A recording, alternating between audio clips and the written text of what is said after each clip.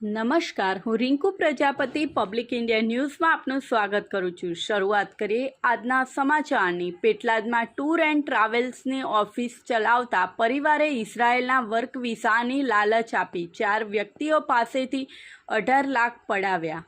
પેટલાદમાં tours and ટ્રાવેલ્સની office ચલાવતા એક ઈસમે પોતાની પત્ની અને શાળા સાથે મળીને ઇઝરાયેલના વર્ક વિઝા અપાવવાની લાલચ આપી 4 વ્યક્તિઓ પાસેથી 18 લાખ રૂપિયા પડાવી લઈ છેતરપિંડી આચરી હોવાની અંગેની ફરિયાદ પોલીસ ચોપડે નોંધાઈ છે।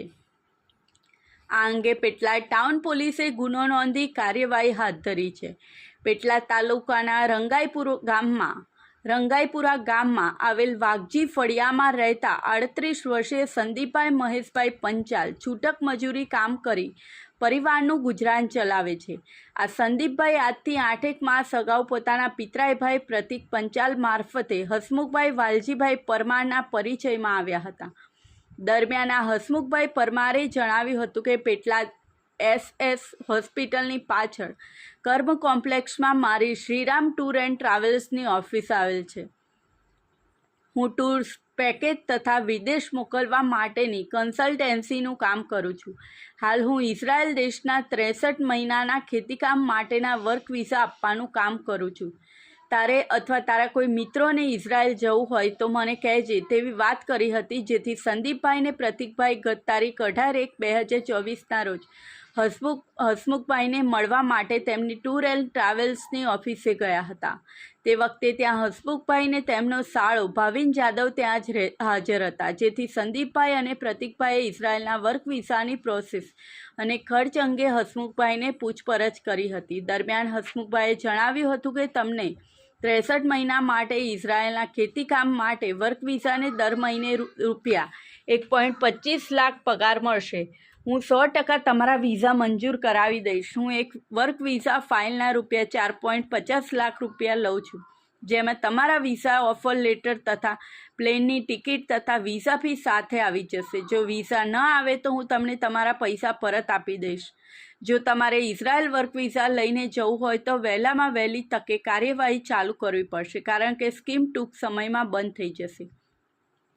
સંદીપભાઈએ હસમુખભાઈની વાત પર ભરોસો મૂકી ઇઝરાયલના વર્ક વિઝા કરાવવાની તૈયારી દર્શાવી। બીજી બાજુ સંદીપભાઈના શાળા ઘનશ્યામભાઈ કનુભાઈ પંચાલે પણ ખેતી વિષયક વર્ક વિઝા પર ઇઝરાયલ જવાની સહમતિ દર્શાવી હતી, જેથી આ સંદીપભાઈ પ્રતિકભાઈને ઘનશ્યામભાઈએ વર્ક વિઝાનું કામ આ હસમુખભાઈ વાલજીભાઈ પરમારને સોંપ્યું હતું ને જરૂરી ડોક્યુમેન્ટ જમા કરાવ્યા હતા।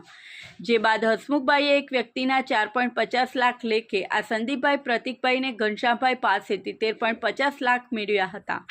જે બાદ હસમુખભાઈએ ઇઝરાયલ ખાતે જોબના ઓફર લેટરની PDF ફાઇલ મોકલી આપી હતી ને વિઝાની પ્રોસેસ માટે ત્રણેય પાસેથી ઓરિજિનલ પાસપોર્ટ લઈ લીધા હતા, જેના થોડા દિવસો બાદ હસમુખભાઈ પરમારે ઇઝરાયલના વર્ક વિઝાના ફોટા તેમજ એરલાઇન્સની ટિકિટના ફોટા આ ત્રણેયને વોટ્સએપ મારફતે મોકલ્યા હતા અને તારીખ 26/7/2024ના રોજ તમારો ઓરિજિનલ પાસપોર્ટ તથા વિઝા મોકલી આપીશ તેમ જણાવ્યું હતું, પરંતુ તે દિવસે હસમુખભાઈ આ ત્રણેયમાંથી કોઈનો પણ પાસપોર્ટ તથા વિઝા મોકલી આપ્યા ન હતા, જેથી સંદીપભાઈ સહિત ત્રણેય જણાએ હસમુખભાઈના ઘરે ગયા હતા।